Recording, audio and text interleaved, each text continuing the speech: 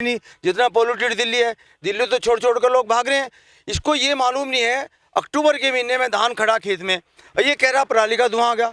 धान तो कट भी नहीं रहा, अभी कुछ भी नहीं हो रहा। देखो जितने भी बास दिल्ली में थे वो उनका खुलने का टाइम 1 बजे तक था, लेकिन उसने उसको भी बढ़ाकर 3 बजे तक कर दिया। हमारे साथ डॉक्टर बीरपाल सिंह मौजूद हैं जो कृषि अर्थशास्त्री हैं। यहाँ पे जो मांगे हो रही हैं उनका हमने लगभग बाइट्स ले लिया है। ये कुछ कहना चाहते हैं, ये बताएंगे कि अभी इनसे कुछ सवाल है जवाब होंगे, ये इस पर क्या राय रखते हैं, एक बार ध्यान से सुनिए। ये बताइए कि दिल्ली में अरविंद केजरीवाल दिल्ली मॉडल को लेकर दूसरे प्रदेशों में प्रचार करते हैं, वहीं इसको एक ठेके के रूप में दिल्ली को बना रहे हैं। क्या लगता है इससे क्या जो विपक्ष है उस पर क्या मजबूती से क्या अपना बयान रख पाएगी? देखो, दिल्ली को यदि एक सेंटेंस में भी कहूँ तो केजरीवाल ने पहले वाली सरकार के जो काम किए हुए हैं उनको भी मेंटेन नहीं कर पा रही है। मतलब उनमें भी यदि कोई सड़क जरा सी टूट रही है, इसने 2 किलो सीमेंट या तारकोल वहाँ पे डाल दिया तो ये कह रहा मैंने वो रोड बना दिया, मैंने वो फ्लाईओवर बना दिया।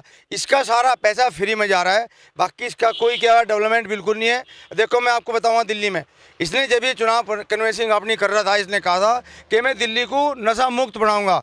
नशा मुक्त बनाएगा ये? दिल्ली को तो इन्हें ऐसा शहर बना दिया। पहले तो पोल्यूशन की बात करें तो इंडिया में ऐसा कोई, वर्ल्ड में ऐसा शहर ही नहीं जितना पोल्यूटेड दिल्ली है। दिल्ली तो छोड़ छोड़ कर लोग भाग रहे हैं।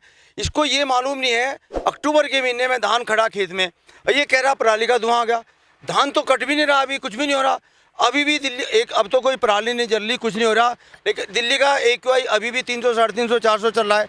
तो मैं पूछना चाहता हूँ CBC केजरीवाल से भी कि आप ये बताइए दिल्ली के पोल्यूशन में पराली का कितना कंट्रीब्यूशन है जलाने का, तो इनको तो मालूम ही है। अच्छा, मैं आपकी शराब नीति पे आता हूँ। देखो, इसने ये कहा था कि हम दिल्ली को नशा मुक्त बनाएंगे, लेकिन अब ये देखिए, पहले दिल्ली में 21 ड्राई डे होते थे, यानी कि शराब की दुकानें बंद होती थी, लेकिन अब इसने उसको 3 दिन कर दिया। यानी बाकी सारे दिन जितने फेस्टिवल्स हैं, जितने भी त्यौहार हैं, उन सब में शराब बिकेगी। उसके बाद बच्चों की जो उम्र थी वो मिनिमम शराब पीने की 25 साल थी, मतलब 25 साल से पहले कोई उत्तराज नहीं था शराब पीने का, लेकिन उसने 25 को भी घटा के 21 कर दिया। तो ये सारे काम ऐसे करते जा रहा है। देखो जितने भी बास दिल्ली में थे वो उनका खुलने का टाइम 1 बजे तक था, लेकिन उसने उसको भी बढ़ाकर 3 बजे तक कर दिया। तो और हर जगह जैसे कि अभी बता रहे थे कि 850 ठेके दिल्ली में खुलवा चुका। और इसका मतलब क्या है, वो जो सरकारी DSI DC की दुकानें होती थी पहले, उन पर सरकारी रेट के हिसाब से शराब बिकती थी, लेकिन अब इसने सब प्राइवेट ठेकेदारों को दे दिया, उससे कमीशन खा रहा है।